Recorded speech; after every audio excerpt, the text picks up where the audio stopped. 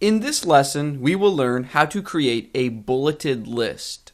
But more importantly, we will learn how to nest HTML elements inside one another. Here we are in a text editor, and let's imagine that we would like to create a web page with a heading that reads My Grocery List, and then a bulleted list below that. So we'll begin by creating the header that says My Grocery List. Here's what that would look like in a web browser. And now let's add the actual bulleted list. In HTML, there is an element named unordered list. The code for this is UL. However, unlike heading elements and paragraph elements, we cannot simply type directly in this element. So for example, we cannot type milk, eggs, bread. This is not valid HTML code. Instead, we want to create an element for each list item. So the code for a list item is li. List item, milk. List item, eggs. List item, bread. So if I save and refresh in my web browser, you can see we now have a bulleted list. This marks the first time in the course that we have seen one element nest inside another. This is a big moment because nesting elements is an essential part of writing clean, well-structured, semantic HTML. If you recall, in an earlier lesson, I mentioned that creating HTML elements was like making sandwiches. We have a start tag, which is a piece of bread. We have the content, which is the meat or the peanut butter and jelly. And then we have a closing tag, which is another piece of bread. But once we start thinking about the entire page, our entire document, I think it's helpful to think of Russian stacking dolls.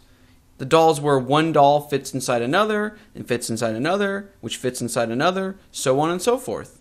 In HTML, one element can stack inside another to create well-structured code. For example, we know that list items nest inside an unordered list, but we can also include a secondary list inside one of these list items. That was a lot of words to throw around. Let's see it in action. So for example, what if we wanted to buy different kinds of bread at the store? Inside this one list item, bread, we can create a secondary unordered list. And then within this UL element, we can create list items. So cinnamon raisin bread. New list item, sourdough bread. New list item, whole wheat bread.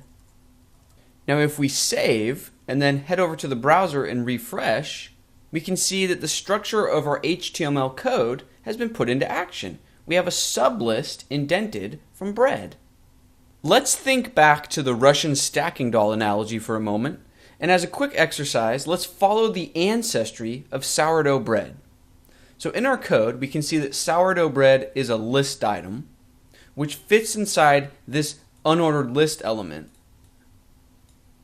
This unordered list has a direct parent of this list item for bread.